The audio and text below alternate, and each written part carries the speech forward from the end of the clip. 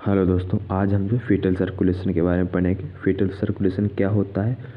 जो यूट्रस में जो बेबी है, जो यूट्रस में फीटस है, उसमें ब्लड का सर्कुलेशन जिस प्रोसेस से होता है, यानी कि जिस सिस्टम से होता है, उसी सिस्टम को हम फीटल सर्कुलेशन बोलते हैं। फीटल सर्कुलेशन में जो है फीटस किस प्रकार से ब्लड को लेता है और किस प्रकार से उसमें से ब्लड बाहर आता है। अब हम देखते हैं कि किसके थ्रू होता है। जो मदर में और फीटस के बीच में जो है एक प्लेसेंटा होती है और प्लेसेंटा से अम्बिलिकल कार्ड जो है अटैच होती है। इसी अम्बिलिकल कार्ड से जो है फीटस में ब्लड का सर्कुलेशन होता है।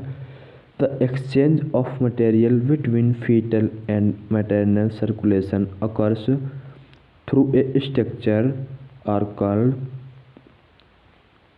प्लेसेंटा।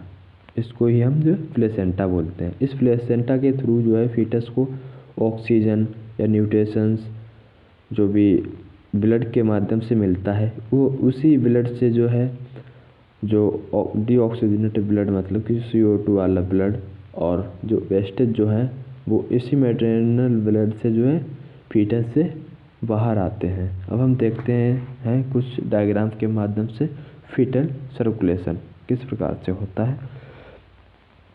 मदर और फीटस के बीच में प्लेसेंटा होती है जो कि अम्बिलिकल कार्ड से अटैच होती है। इसी अम्बिलिकल कार्ड से जो है एक अम्बिलिकल वेन निकलती है जो कि ऑक्सीजनेटेड ब्लड को फीटस की ओर कैरी करती है।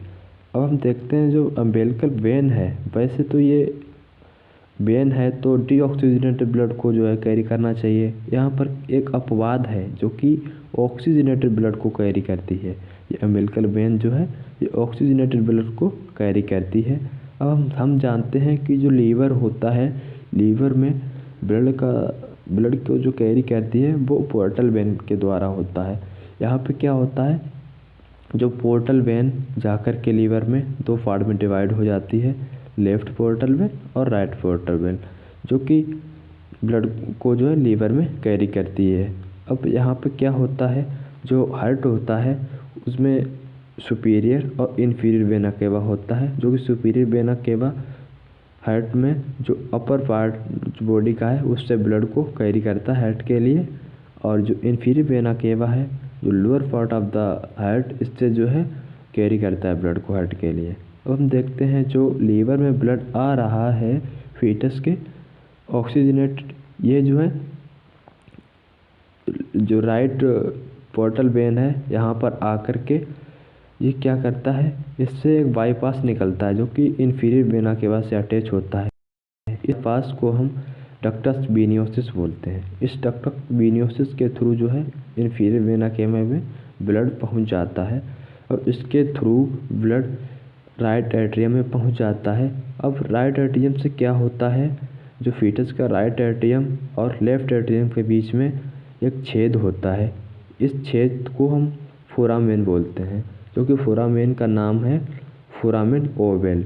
ये जो है फोरामेन ओवल क्या करता है, जो राइट एट्रियम से जो है लेफ्ट एट्रियम में ब्लड को कैरी कराता है। अब यहाँ पर राइट एट्रियम से जो अडल्ट हार्ट होता है उसके ही अकॉर्डिंग जो राइट एट्रियम से ब्लड जो है राइट वेंट्रिकल में चला जाता है कुछ ब्लड, और जो है बाकी रिमेनिंग ब्लड जो है जो राइट एट्रियम से लेफ्ट एट्रियम में आ जाता है। अब लेफ्ट एट्रियम से जो ब्लड है लेफ्ट वेंट्रिकल में आ जाता है।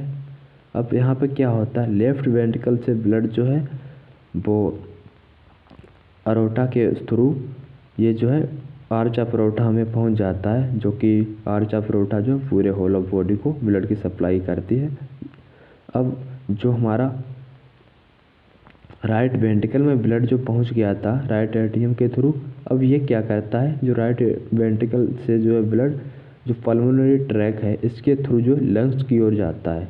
लेकिन यहाँ पर क्या होता है, फीटस में जो लंग्स होते हैं वो अनफंक्शनेबल होते हैं, मतलब कि कोई फंक्शन नहीं करते हैं, क्योंकि इसमें जो है अभी फ्लूइड जो है भरा हुआ है, अभी लंग्स जो है प्रॉपर डेवलप नहीं हो पाते हैं।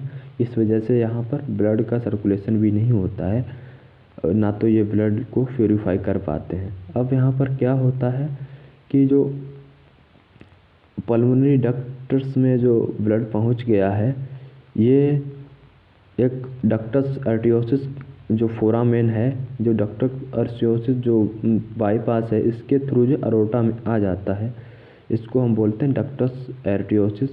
ये अरोटा में आकर के फिर ये पूरे सिस्टमेटिक सर्कुलेशन के लिए अरोटा जो है ब्लड को कैरी करता है। यहाँ से क्या होता है, ये अरोटा जो है नीचे आकर के left and right common iliac artery में डिवाइड हो जाता है, जो कि है left and right common iliac artery. अब सब जो left and right iliac artery है, जो आगे जाकर सब डिवीज़न 2 में होती है इसकी, जो कि बोलते हैं इंटरनल इलियक आर्टरी और external iliac artery. Internal iliac artery और एक्सटर्नल, ऐसे ही राइट वाली भी और लेफ्ट वाली भी जो है 2 पार्ट में डिवाइड हो जाती है, इंटरनल और एक्सटर्नल इलियक आर्टरी। अब क्या होता है, इस इलियक आर्टरी से जो है बाद में 2 वेंस, 2 जो है आर्टरियाँ निकलती हैं, जो कि डीऑक्सीजनेटेड ब्लड को अम्बिलिकल कार्ड की ओर ले जाती हैं। इन्हीं को जो है हम अम्बिलिकल आर्टरियोसिस बोलते हैं। यहाँ से क्या होता है,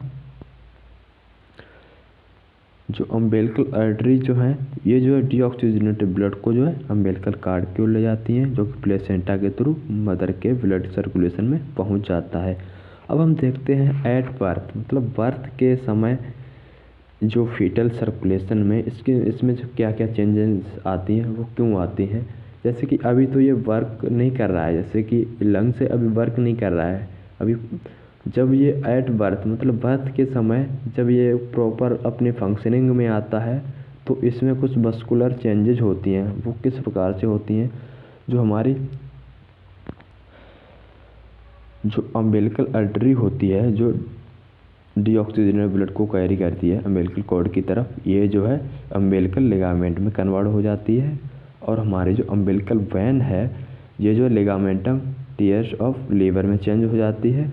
और जो फर्स्ट बाईपास मतलब कि डक्टस वीनियोसिस है, ये डक्टस वीनियोसिस लिगामेंटम वीनियोसम में चेंज हो जाता है।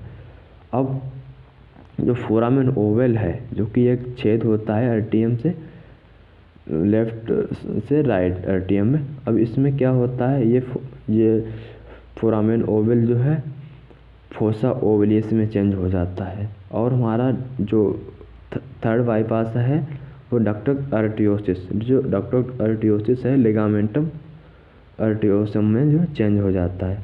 अब हमारा जो प्लेसेंटा है, जो प्लेसेंटा क्या होता है, इसको जो एक्सपेल आउट हो जाता है एट बर्थ, मतलब जब बर्थ हो जाता है उसके बाद इसको प्लेसेंटा को मदर के यूट्रस से बाहर कर दिया जाता है। Thank you for watching this video. मेरे चैनल को लाइक करें और सब्सक्राइब करें। Thank you.